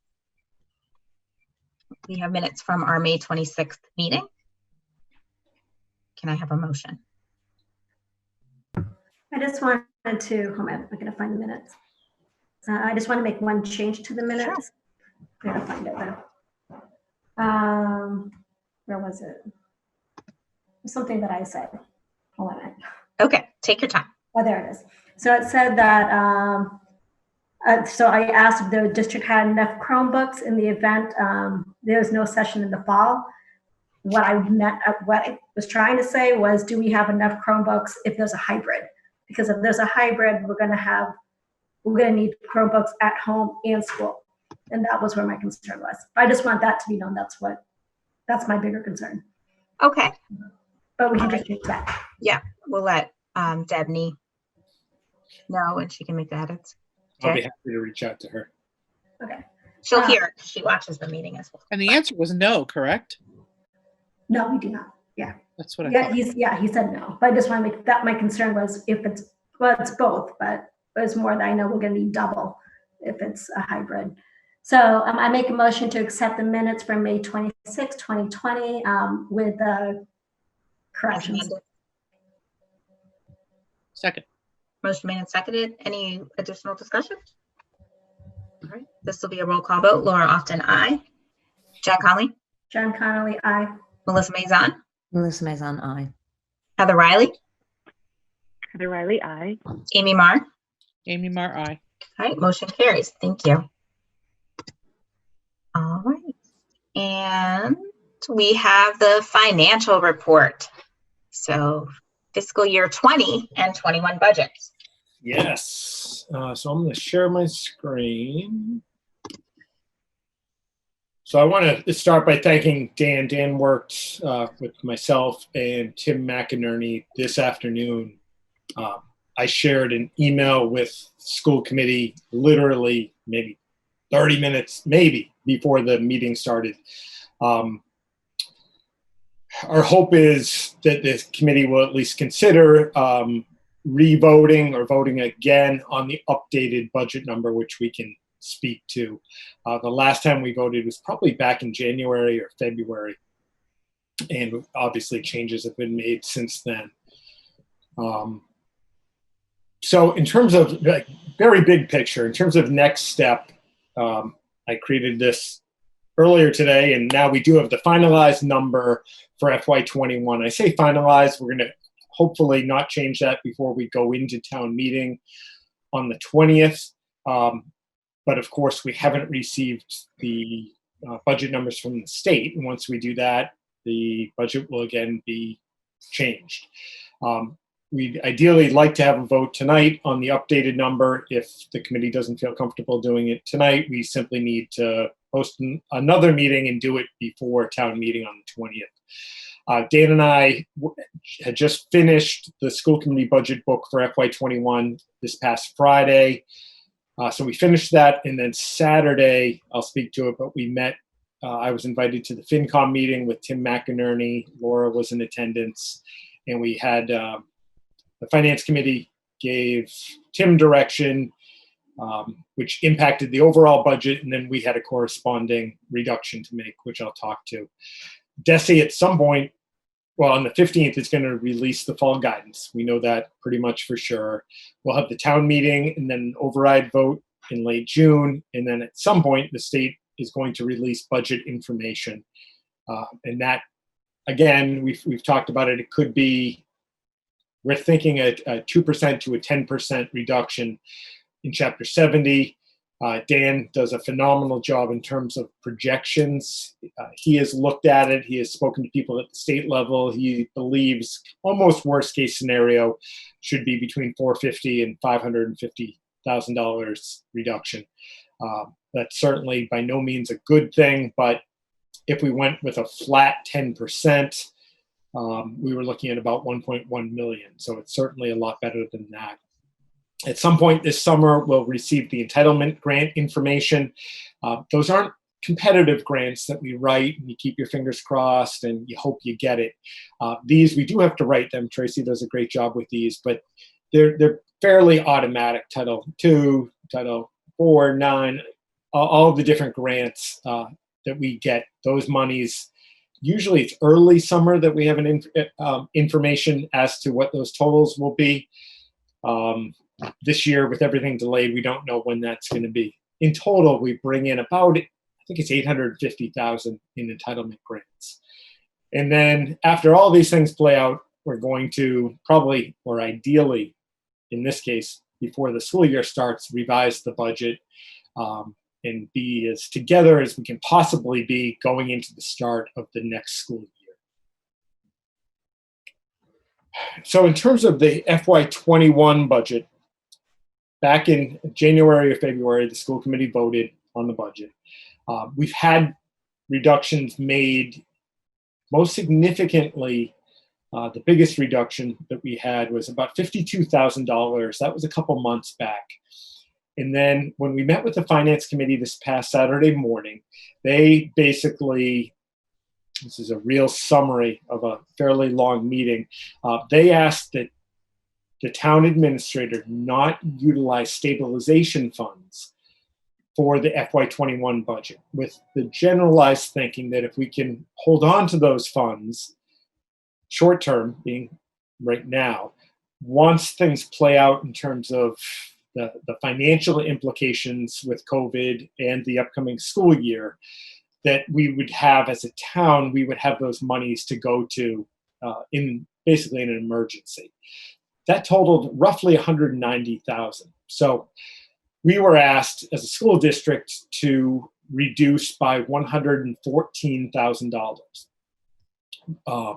So before you on this slide exceeds that, this would be for the total reduction, would be 3 paraprofessional positions. We've talked numerous times about the great work that we're doing between Bob Wall and Nicole McDonald and our administration and staff to look at efficiencies with our paraprofessionals. We're very comfortable right now that we can reduce by 3 paraprofessional positions. We have taken off the board that elementary guidance position. This was a requested position. As you know, we have 0 guidance positions or adjustment counselors at the elementary level. The thought was, and the hope was, that we could introduce 1 position at a cost of $57,000. It's still inadequate. Even with that 1 position, we're talking about a ratio of 1 to 1,300. So obviously far from ideal, but that was our hope. We would institute a pay freeze for the educational or the district leadership team. That would be in conjunction with a pay freeze for similar positions on the municipal side. So that would be a 0% increase for FY21, resulting in, it was about $100 shy of $30,000. I put in reduction in technology lines. This pretty much closes that gap right now, with the exception of about $2,000. Again, when I put this PowerPoint together, I think it was updated midday today. We still didn't have that finalized number from the town administrator. So if there is a gap, we would reduce to close that gap by probably a few $1,000s in the technology lines to close it fully. In terms of that history of the budget development that I was talking about, you can see from left to right, I didn't have time to put in the dates, but we had the January, February on the left-hand side with the school appropriation of 36.5, the 582. We had to reduce by that was the original, what our hope was. That 647,000, that was right out of the gate when we basically took off just about all of the positions that we were hoping to add back into our educational programming. So that came right off the top. Then we had the vote, and then that decrease of 52,180, and then the 114. That gets us to that final number. And then I'm not asking you to vote necessarily right now. I'm sure we have questions, but Dan, again, thank you for your hard work at the last minute today. With those reductions in that 114, that would bring us to $37,926,369. Now, if the override was to pass in the contingency budget, we would get back those last two sets of reductions. So we get back the $114,000 and bring back those items, as well as the $52,000 that preceded that. And with that, Dan, if there's anything else you want to add, feel free, and we can take any questions that you may have. Amy? So for the purpose of talking points, our net loss is now 6. No. Let me think about that. Okay.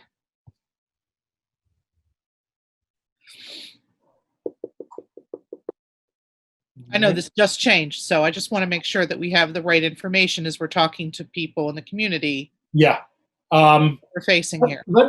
I just want to, I know how important that is. And if I give out I want to make sure, let me kind of do the simple math on that, because I don't want to fall into the trap of double counting something. Okay. We've talked about, like the elementary position, that was initially, we were going to take that off. The hope was that one in the AP position that we could keep. I mean, we've always needed that adjustment counselor / guidance at elementary. I think we need it now more than ever. So we were holding on, like just hoping we could kind of make that work. I just want to make sure I haven't double counted it just in the rhetoric and the message going out. So I will do that today, by tomorrow morning at the latest. Can I piggyback on what you're saying, Jay? So, I mean, I think we do go down that rabbit hole of the net positions. And I always, what I'd like to look at is what we're doing now. So that elementary guidance position, just as Jay said, so we've had that on the list for several years now. We just talked about how our elementary school kids are going to be coming back to school different than we've ever seen them before. Teachers are going to be asked to do way more.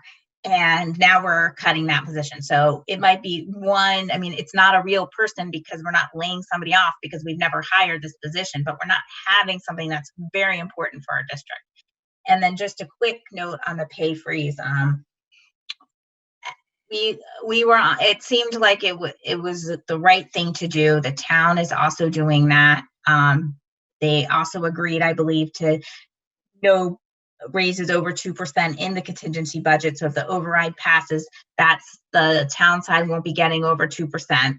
But I just do want to point out that we just had the principal of the year here we just talked about how much our administrative staff has done over the past year and what we're asking them to do. We're singing Tracy's praises, we're singing Kristen's praises, and we're singing Jay's praises.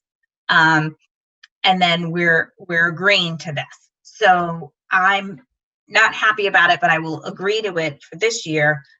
But I don't want to have this conversation again next year and be told the same thing from the other committees in town. Because while we can do this maybe for 1 year, it's not sustainable.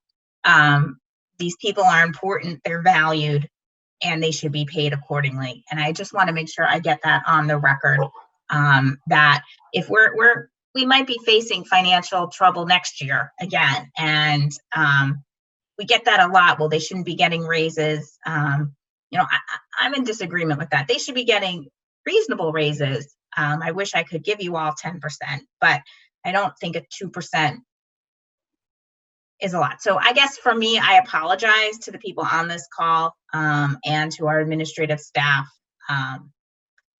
And I hope that we can do better for you. I totally agree, Laura. I was thinking the exact same thing.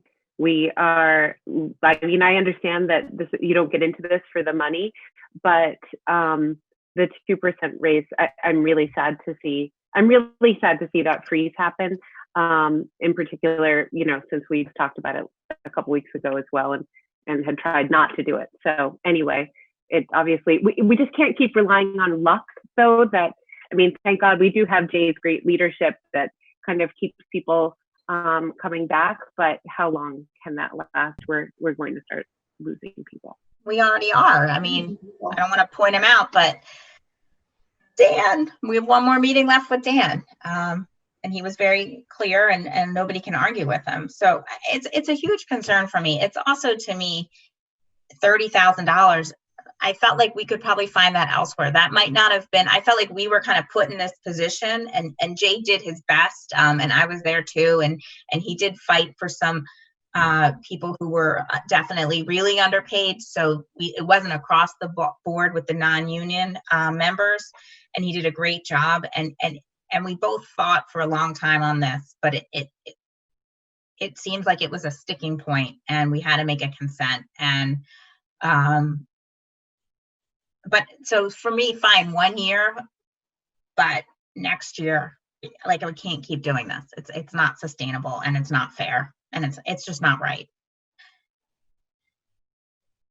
Sorry, Jay. But I wanted to chime in on that too, because I was in the background on that call, and I've been watching the other FinCom meetings, and I know that they were in a very tenuous position. And as a school committee member, I certainly wouldn't have argued for the pay freeze, and I'm very sad that we're having to do that. But I really appreciate the efforts of Laura and Jay to try to hold that line. But eventually, at the end of the day, if we use the stabilization money and things get really worse, then we're going to be in an even worse position, if you can possibly imagine that happening.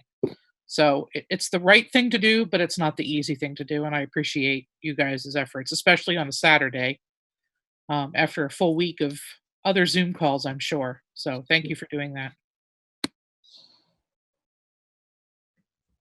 Tracy, you have your hand up? Oh, okay. Anybody else? Does anybody have additional questions? I kind of went on a rant, but Jay gave a lot of information. Do people feel like they have enough information to vote on this? You did hear him say that we'd need to have another meeting. So Heather and Melissa, you'd have to come back if you're not ready to vote on this tonight. So that might give you some incentive to vote, or maybe not. Maybe you just don't want to leave us, which I understand. If people are ready for to vote, I'll entertain a motion. If they're not, somebody needs to let me know. I make a motion for the voting document for June 20th for the FY 2021 operation budget for $37,926,369. Do I hear a second? Second. Motion made and seconded. Any further discussion? Jay, I have a quick question. Will the budget book then be updated as best as possible? Yep. Now we'll go back and it is what it is, but it's a very long document, which is great. But every time it changes, Dan and I, mostly Dan, has to change a ridiculous number of pages to make it all line up. But yes, if you guys vote this way, we're going to go forward with it. If there's a change, say, a couple of days before, we would probably just put together a memo that captures, a change of $10,000 or whatever. Okay. All right. Any further discussion? All right, this will be, Amy? Amy's. Sorry, I see her. I had one question, and it has to do with how this will be recorded in the budget book. Will there be a record of a couple slides back where you listed the prior amounts? Yeah, what I'll do is basically my piece will be not redoing, but putting an amendment within the superintendent's budget update. So in my update, I'll talk about basically from February to where we are now, and I'll highlight that at the beginning. I would just like to see a nice chart that shows. Yeah, I will put a chart within the and this superintendent update. Yep, it will look a lot like that. For talking points for the future, Yep. Thank you. Thank you. All right. Any further discussion? All right. All those in favor, this will be a roll call vote. Laura Often, aye. Jen Conley? Jennifer Connolly, aye. Melissa? Melissa Maison, aye. Amy? Amy Marr, aye. Heather Riley? Heather Riley, aye. All right, motion carries 5-0. Jay and Dan, thank you so much. I joked to Jay earlier that this year this budget should have been written in a whiteboard for the amount of times we've had to review and go through it. It's a ton of work. I appreciate both of you, and I know you were on answering questions all weekend from other town boards, so much appreciated. Our pleasure. All right, and next, unit contracts. So this is Jay's contract for the next upcoming year. It's a one-year contract, as we discussed last week. And last week he mentioned he would take a 0, which now is kind of universal across. So I don't know if anybody has any questions. Amy, I know you caught a typo. Kristen, it doesn't change the language really. It was just years instead of year. That was my fault. I didn't catch it. I'll update it for you. But does anybody have any questions? Here it is. I will share my screen as well. So it's exactly like last year's contract. It will be for 1 year only. So we'll be back at it. And again, I'll echo what I said before. I mean, we just had an amazing review for you, Jay. And I apologize that we can't really do much for you in the way of compensation. Just know you are supported, and you have a team of people that will work hard on your behalf, and that we appreciate you and we want to keep you. So we'll figure out what we can do for you. The feeling is mutual. Thank you.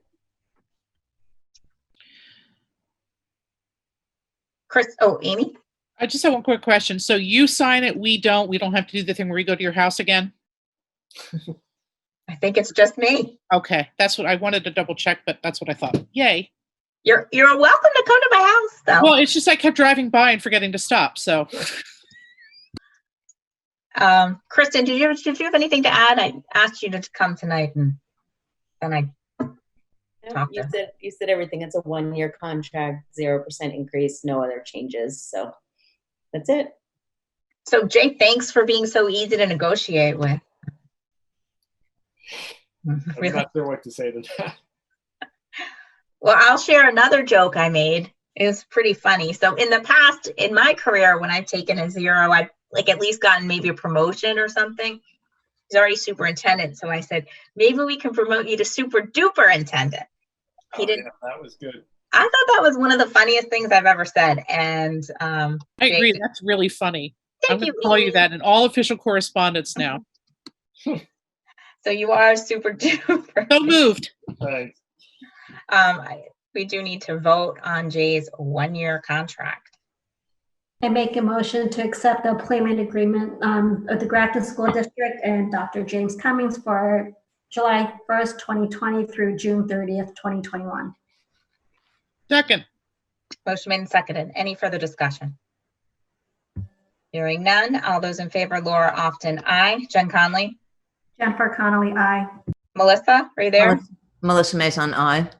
Amy? Amy Marr, aye. Heather? Heather Riley, aye. All right, motion carries 5-0. Congratulations. Thanks. Thank you, Jay. And thank you for continuing to be such an excellent leader. We appreciate you. Thank you. And I keep watching our attendees go down, and I'm like, but we're so funny, and we're making these jokes, and people keep leaving. It's kind of sad. What's next? Next on the agenda is our warrant.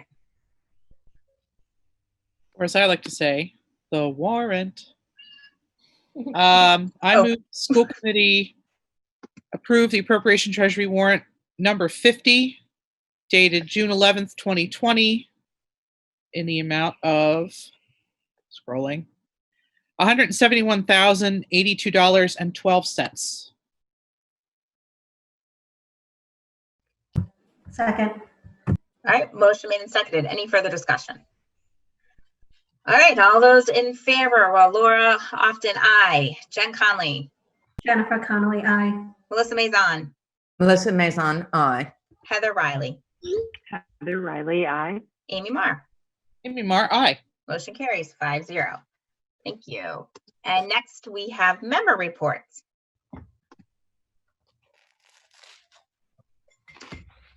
I'll start.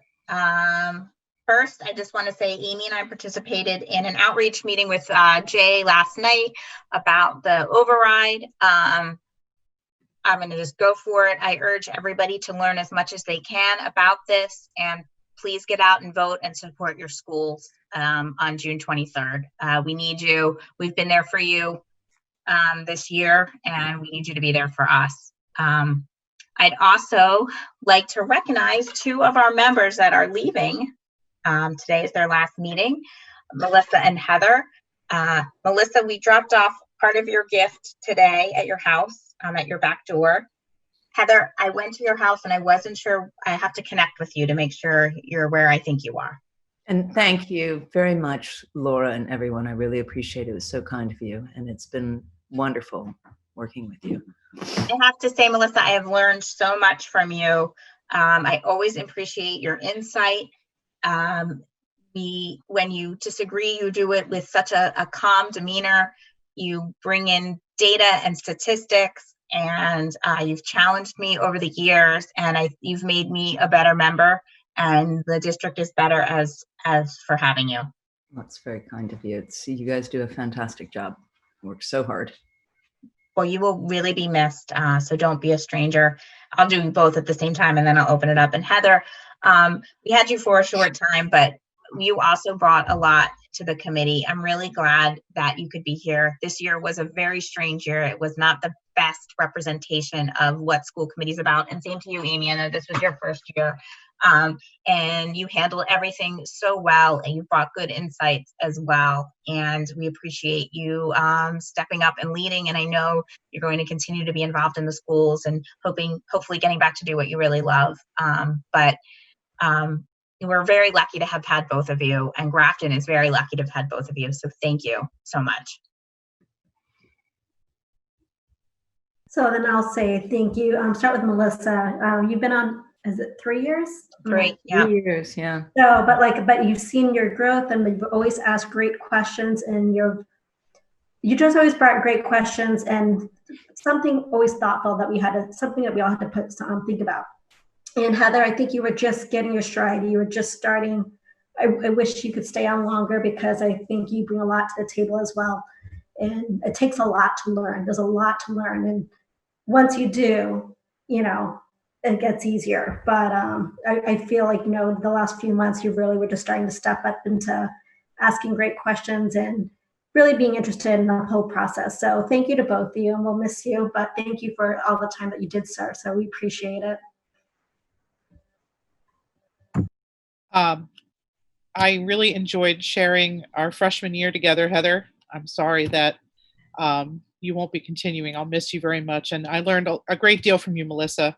I don't think that I agreed with you all the time, but I agreed with you a lot of the time. And you challenged me in many of the same ways that I think you've challenged Laura. And I'll never forget the first time I met you. I sat next to you at town meeting right before you were elected. And we had a great conversation. I should have known then how good you'd be at this job. So thank you very much for serving. I will miss you very much. Very kind.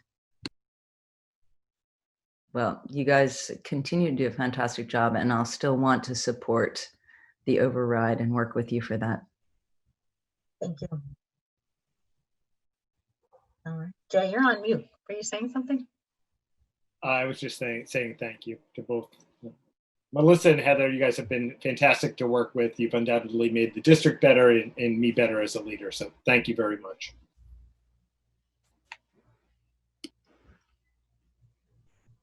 Oh, it's emotional. All right. Any other member reports? Amy. So I have continued to meet with the Grafton Sustainability Commission. We are continuing to work on the final draft. We are waiting for a few numbers from 2 districts that I will not shame publicly. But I continue to be, and this is for Dan and for Jay, I continue to be impressed by the amount of data and the amount of transparency that we have in our district, because you would not believe the hoops that one has to jump through to get this information from other districts. And I get it's COVID time and people are working at home, but we requested some of this stuff before COVID. So we are in a holding pattern on the draft. The news is good. I think it makes a compelling case for Grafton not having a spending problem, Grafton having an income problem. And I'm really looking forward to releasing that report. It looks like we're going to vote on the 25th now, which will be after elections. So I think we'll all be a whole lot less busy then. But I think that's the only thing I've been working on. So I don't have anything else. Thank you, Amy. Anybody else? Normally this would be such a busy year, a busy time of year. I guess I will remind both of you that you should be at town meeting still, in case anything comes up on our budget that we'll need a quorum to vote for. That's June 20th on the high school field. I have presents for all of you to that I will give, so that'll be a little incentive. And Amy? Do we know if we get to sit together? I assume we'd get to sit together, but 6 feet apart. Right, but I didn't know if they were gonna like reserve something, or I'm not looking for special treatment. I'm just looking to be able to show up and find a seat. That's all. No, that's a good question. I'll reach out to find out. I would assume that committees would get to sit together. But that's a good question. I know I like my special, like I like our section. Like, what if we sit on the left side or something? It'll be crazy. Okay, anything else before we adjourn? So next time we will meet as a committee, it'll be June 30th. We'll have some new faces and it'll be Dan's meeting. Oh, James. So typically it's up to you. I'll keep inviting you. The summer is going to be a little stranger this year, but it is completely up to you. Usually our student reps take the summer off. You're always more than welcome, but don't feel obligated. We'll just make sure we keep you in the loop. And if there is definitely something that I think you need, want you to be a part of, we'll make sure we let you know. Yep. Can I just ask James on his take, since this is the final week of learning, just your overall opinion or what you may have heard or what you felt about the entire remote learning? Overall, from what I've heard from my friends and everybody, is that it was a good amount of work, whereas you weren't just working 8 hours straight every day, but it also wasn't like get it done in 5 minutes and then you're done for the week. I feel like it was an appropriate amount, and having certain classes on certain days definitely helped out too. like not having every single class every single day definitely helped relieve some of the stress of it. Thank you. And then Laura, the only other thing I would add is that I will see you guys all at graduation, which Yes. I know it's going to be weird this year, but I'm actually hoping, I feel like we'll have so much to celebrate and it's going to be awesome for those kids. I have a lot of excitement and anticipation for that event. I think it's going to be pretty great. I think so too. Yeah. And then I just wanted to close. I wanted to thank all of you for a great year together. This has definitely been the most challenging year on my tenure on the committee. And I feel very lucky to have gotten to work with all of you. You made it less challenging. And knowing that we were a team always working for the best of our children and our students and our staff made it a lot easier. So I want to thank each of you as well. I think we're going to have a lot of work to do this summer, but I hope we take some time to rest and rejuvenate as well, because this isn't a paying job, but it isn't an easy job all the time. And I think that Grafton is lucky to have all of you. Amy. I know you said you were closing, but I wanted to say thank you to you for your leadership this year. I know you just kind of took all the words I was going to say. I've watched school committee. I know what school committee usually is like over the course of a year. And this was not the way you've done it in the past. And everything about this year has been a huge challenge, but you have led the committee with grace and with strength. And you onboarded two new leaders in our community with your great example. And I'm looking forward to next year and hoping that it's a little more normal, but at least I know you'll still be here to lead us. So thank you. Thank you. That was very kind of you, Amy. All right. A motion to adjourn? Motion to adjourn. All right. Motion made. Any further discussion? All right. All those in favor? Laura Often, aye. Or against, I guess. Jen Conley? Jennifer Connelly, aye. Melissa Maison? Melissa Maison, aye. Heather Riley? Heather Riley, aye. Amy Marr? Amy Marr, aye. All right. Meeting's adjourned.